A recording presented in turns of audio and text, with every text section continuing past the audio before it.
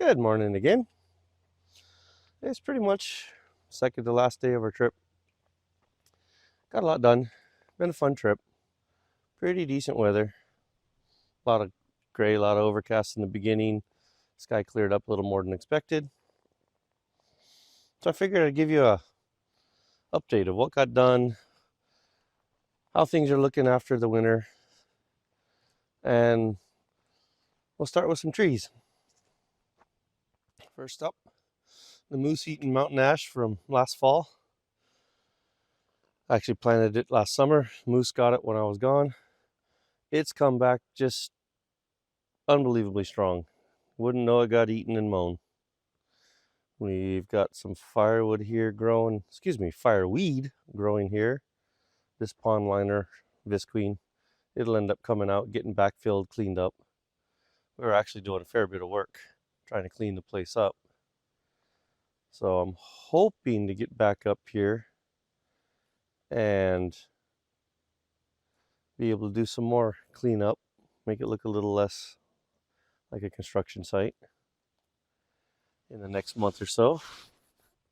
Our blue spruce is doing well. The raspberries haven't come in that strong yet. I don't know if it's just from damage they took last spring when it was dry and hot, or if they've run their course. But the blue spruce is happy. It has new buds, new growth. It's probably close to 9 feet tall now. This is our first commemorative tree. We have a couple more to show you here towards the tail end of this video. As always, we got lovable old Big Blue, our 69 C60. Did a little bit of work to it. There'll be a video about that. Basically took care of a minor design flaw in the fuel system when I put that tank in. But she's running good. I charged the battery up when I was here in May. Didn't bother starting it. When I got here this trip, just jumped right in, turned the key, fired up like any brand new off the showroom car. It actually cranked over and started faster than my truck did. So can't argue with stuff like that. Gotta love the fast fuel injection systems, especially the Easy EFI, where it's essentially a carburetor replacement. But it needs some more love, needs a little bit more work. It'll get it.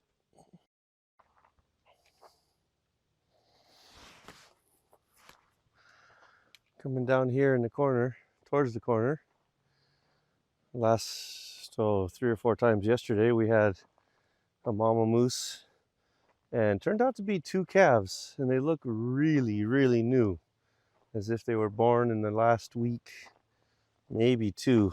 Very, very small, very reddish brown colors.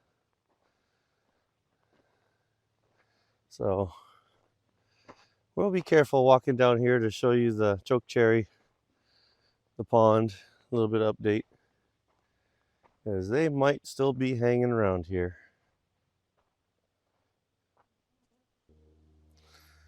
Over here on the pond, I think I've had a change of heart on how I wanted to handle this. The original idea was going to be to excavate it all out, down to the corner, put a liner in, make a pond. But I think what I want to do instead is basically just keep excavating down. Dig it down 6-8 feet deep or so. What you're seeing down in there is actually groundwater. So after the real heavy snowfall winter and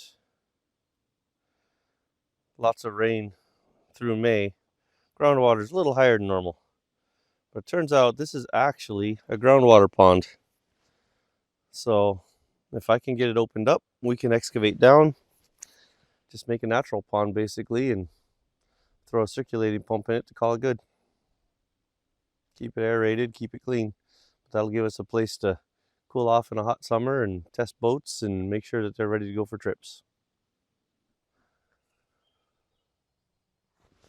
Here is that chokecherry that was in the last Valhalla tour, first Valhalla tour video. It's actually doing really well. Really pleased to see this. I've modified the cages a bit, made them a bit more accessible. Basically, put some doors in them. They're a little crude, but you know, so am I. But it lets me get in there, do some weeding, do some pruning.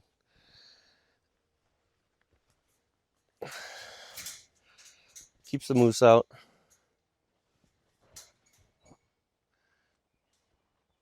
Well, we have good new fresh growth, really healthy looking. So this is all, oh, this one had started budding out when I got here about the 27th of May. So this is all basically a couple weeks growth. Just about all the green you see in this forest is only, well, except for the conifers, obviously, is about 3 weeks, maybe 4 at the most. So spring hasn't been here very long. I know in a lot of the country it's feeling and looking a bit more like summer, but things move a little slower up here sometimes, especially after a pretty snowy winter. The tree that had me concerned in that last Valhalla tour video, which I'll have a link to at the end of this one. If you haven't seen it, definitely check it out. It gives a basic run through of this entire property and what our plan is. But going back to that tree, this next one, I swore was dead. It looked dead. It acted dead. There was no growth on it. It was mown to the ground. Get this cage open. It was mown to the ground. The moose had their way with it. And it's a white lilac. Come back here. We see the choke cherry good. We see the mountain ash good. Couldn't really see what was going on this one. So come over here, got inside the cage, looked a little closer. And lo and behold, the white lilac is not dead. It's had a little bit slower start than the rest, but all that is brand new growth on essentially what looked like a dead tree last fall. Wasn't a single leaf on it, all kinds of damage to the branches. Ended up pruning the heck out of it to get really chewed up nasty stuff off to help prevent disease. Did a little bit more pruning this summer, but it's not dead. I guess it's a testament to how fertile the soil is, and I don't know how much this tree wanted to live. So that is definitely one of the highlights of being up here this summer, is finding this tree still alive. Last fall I tried another experiment. Aha, darn skeeters. I don't remember if I recorded it or not. I don't think I did. I grew up out in Alaska, Dutch Harbor, out in the Aleutian Chain. Part of my life. The rest of it was here in Anchorage, or in Anchorage. I'm out in Wasilla now. But anyway, more importantly, we grew up eating salmon berries. We'd go pick them off the mountainsides in the hills by the 5-gallon bucket, and they were the most flavorful, best tasting berry you could ever imagine. Granted, that's subjective, and that's the way my family felt about them. Never seen them grow in a Wasilla. I'm sure somebody's got some somewhere, but wild, I've never seen them. I've seen them in Ketchikan and other coastal regions, cooler coastal regions. So I got an idea. Went ahead and ordered a few from a nursery in Portland because I could get them flown to where I wanted them. Threw them in the ground. These stakes and flags basically just marked where I put them. We have the first one here. It didn't survive. They spent a long time in transit, spent more time in the box than they should have by the time I finally got them to the ground. So I was pretty bummed to see that one. That's the first one I came to this trip. Then I came over here, and lo and behold, we have a salmonberry growing, coming off of fresh canes. This was 2.5 weeks ago, just about 2 weeks ago. Not even maybe 3/4 inch long, no full leaves, just tiny little green buds coming out basically. Then I got excited because when I moved over here, this one 2 weeks ago was already 1.5 inches long, a couple of full leaves coming out. So here we are 2 weeks later, and it's starting to look like a small salmonberry bush. Generally, these want cooler, moist, basically a coastal climate where they get a fair bit of rain. There's a lot of humidity in the air, stuff like that. Basically everything opposite of where I am. But with the cool, wet start to the year, they've had a good start. With that, I'm very, very hopeful that they'll grow. I know it can get blisteringly hot and dry out here on occasion. If they'll survive long enough for me to get back up here, I'll water them. What they're on right now is essentially a 12-foot, maybe 14-foot deep pile of overburden. It was all the dirt, organics, tree roots, all that kind of good stuff that came off the road when we built it, and a bunch of it was from the base of the shop building. So as far as fertile soil goes, those roots can go 14 feet down and it won't make a difference. They won't hit rock. That said, with the level of organics, they should be able to get plenty of moisture if they do just start going down. The top layer will dry out as always, but the amount of peat, the amount of a little bit of clay, stuff like that, should hold moisture fairly well for them. At least that's what I'm hoping for. If I can get salmon berries growing in here, I will absolutely love to have my own secret stash of my favorite berry in the world. As you can see, the birch are still standing. We've got a cloudy day, still making decent power because go big or go home. I wanted a huge solar system. The parts and pieces, most of them showed up to add the fourth array to the top of the building, which will give myself a little bit of parapet wall, which honestly, when I'm up on the roof, will feel pretty nice. That trim at the top is 20 feet off the ground, and it doesn't seem like much until you're standing on the roof of it and realize your feet are 20 feet off the ground, not your head. So if you fall, well, it's going to hurt. There is a new addition to the building. You can see it as it comes in on the zoom. But I have a chimney. That was actually my primary goal for this trip. I can't keep this still even with the gimbal. Shows my awesome skills. I'll zoom out. I wanted to get the chimney in, and I wanted to get the stovepipe hooked to it. So technically, I officially have a source of heat in the building. It won't keep it warm in the winter, but it'll help take the bite off when I'm here. Once I'm insulated, it'll keep it warm in the winter until I can get my indoor boiler. But we do have a chimney. I know that in the grand scheme of things, it's kind of small and insignificant and dumb. But that right there on this project, after 10 years of building, 5 years or so for the building, is a absolutely massive milestone. And it's not cold, but because I had to light a fire inside the building. Well, because I like fire. Primary heat in this building is going to be wood. So I have the first bit of birch. This is the tree left over from last fall. It was still sopping wet, so I got as much split as I could. I have a splitter coming, but I won't see it.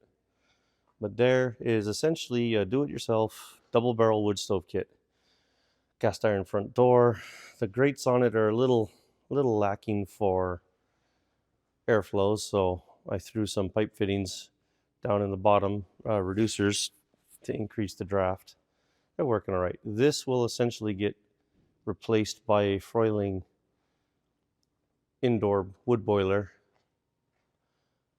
and a real wood stove.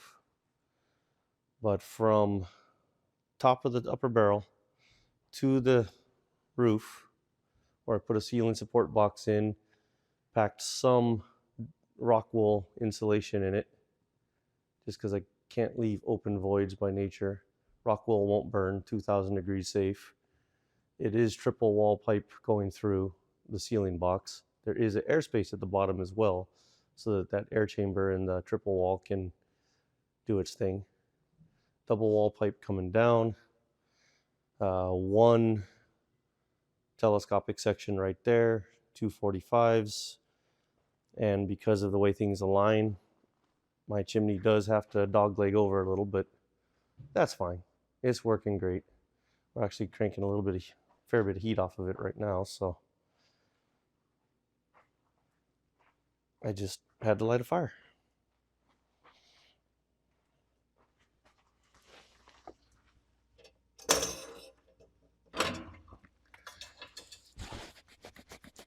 So here we are, middle of the forest, off grid, fire in the fireplace. There's really something therapeutic about a wood stove. Even if it has an iron door you have to open to look at. But like I said, that is one of the biggest, best milestones I could possibly make. After this, basically trying to get the building insulated. Another fairly major thing that got done, as you can tell behind me, the shop is not a black hole anymore. I don't have all the lighting in. I don't have all the electrical run. I have temporary power to 3 of the 20 lights. 5 are actually hung. These are Hyperlite UFO lights. Got them off Amazon. You can see 2 of them behind my shoulder there. They're hung 15 feet above finished floor when I have a finished floor. These are 150 watt, 21,000 lumen lights. They are spectacular. I ended up buying 2 10-packs, which saved a couple bucks on each light, plus came with 1 each for the 2 10-packs, free outdoor lights that I can put over the doors for entry. So can't miss a good deal. Can't pass them up when they come along. And with free shipping to our mailbox up here in Alaska, you definitely couldn't go wrong. This is the light. It's actually very, very small considering how much output it puts. But for high bay steel shops, they make down to 100 watt. They make up to 250 watt. But this is about 10 1/4, 10.5 inch diameter. Very, very lightweight. One light this size, 150 watt, draws just a whisker over 1 amp, and it just comes with a cord to plug in, which makes it really nice. I'll be able to put receptacles up along the purlins there to plug them into, and if they ever fail, unplug them, plug something else in. Or if I don't need the light, or if I put duplex receptacles in, I can sneak up on a scissor lift, plug a cord in, and have 20 different locations for drop cords within the building. This hook comes with it. Screws right there into the base. I'm chicken, so I thread locked it. It has a safety hook. I'm using double-aught chain hung from eye bolts, and it does have a safety strap to hook onto the chain or anything else solid structure so that it's not attached to itself. Mine aren't seismically secured to keep them in position during an earthquake, but I can live with a disco. They won't come down, they'll just swing around a little.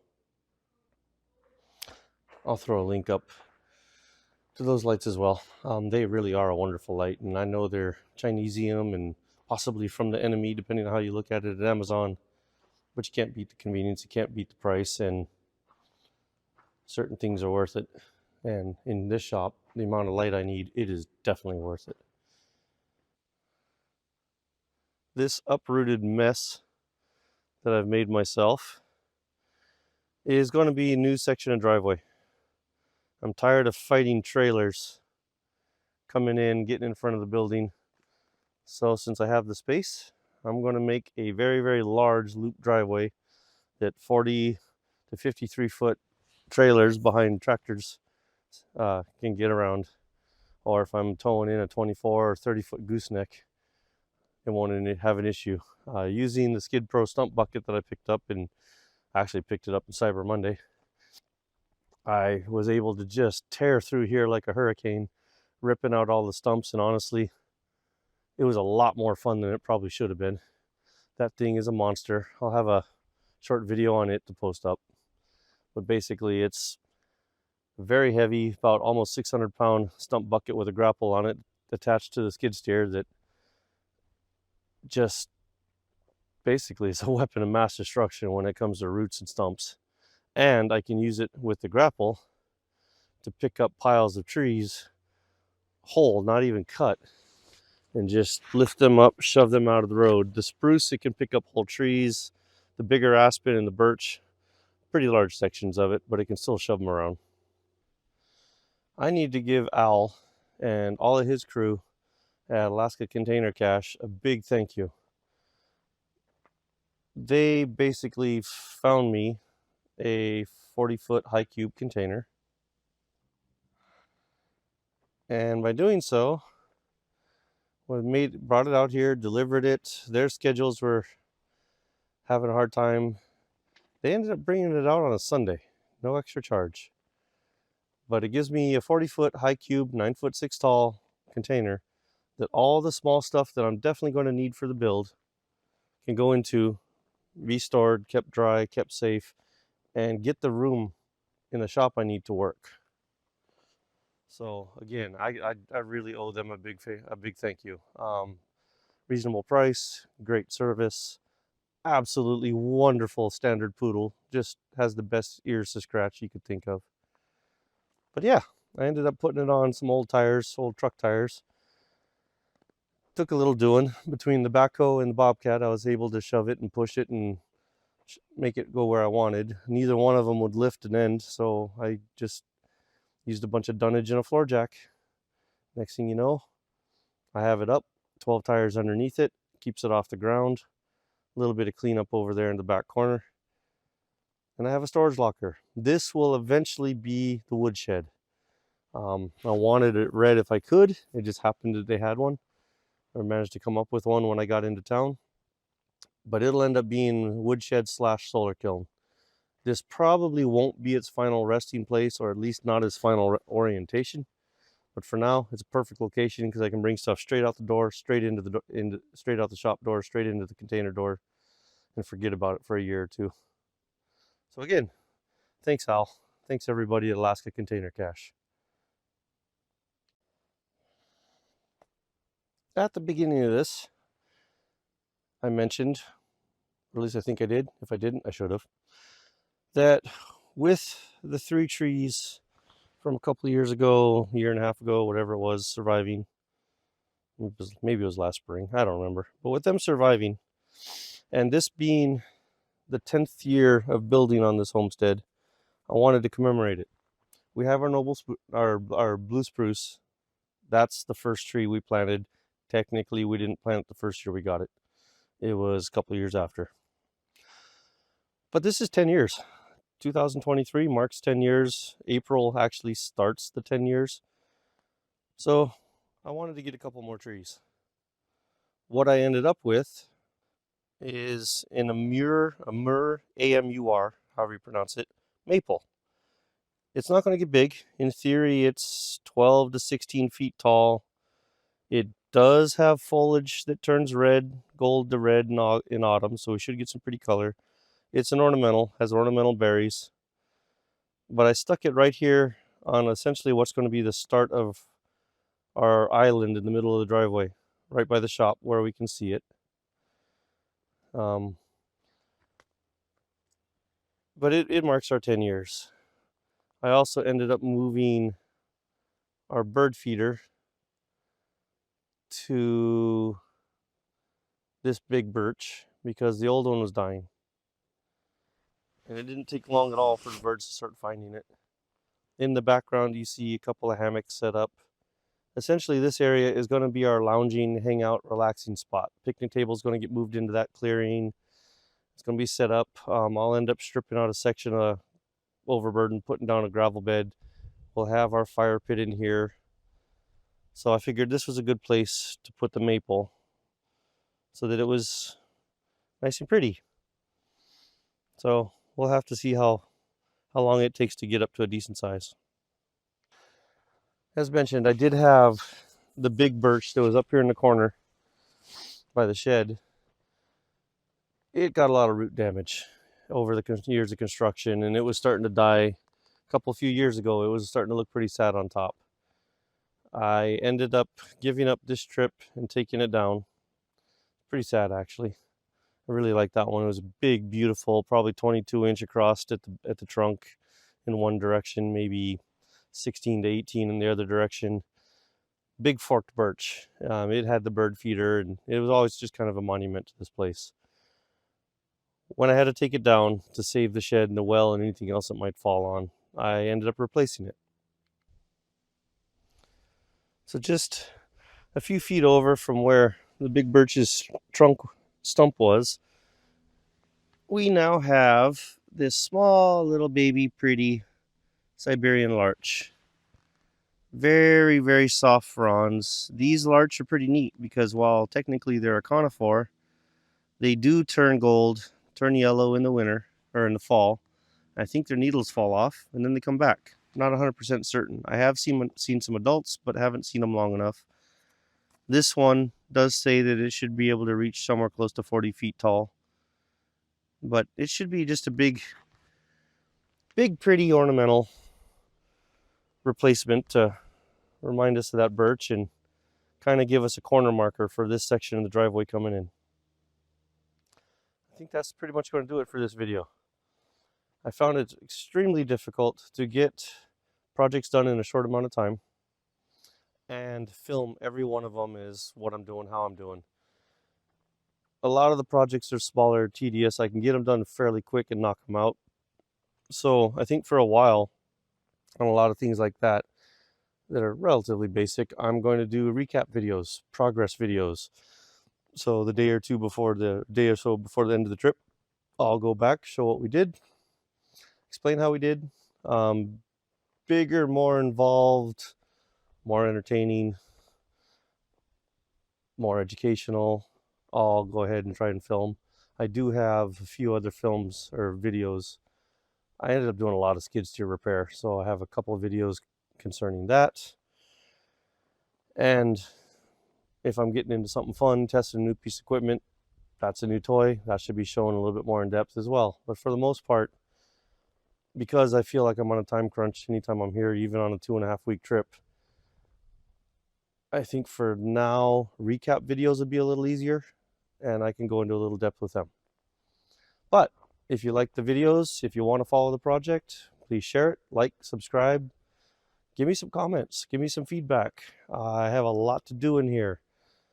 My next trip up, I'm hoping, will be in a month and a half, and I'll probably start tackling electrical for the lighting. I'll probably go into depth showing details on that. If you'd like to see some detail on the lights, getting hooked up, how I'm wiring them, how I'm going to do it, I'm using relays to keep L1 and L2 legs on the electrical system balanced, and then I'm using 3-way switches at both ends, one where the house is going to be, one where the main door is going to be, in order to control banks. I'm going to have 5 banks for 4 lights each, so that I can control how much power is being used, how much light I'm producing, and if I don't like the light and it's too much, I can jump up and unplug them. Thanks again for watching. I'm Ryan. You've been watching Val Adventures. I'll see you on the next one.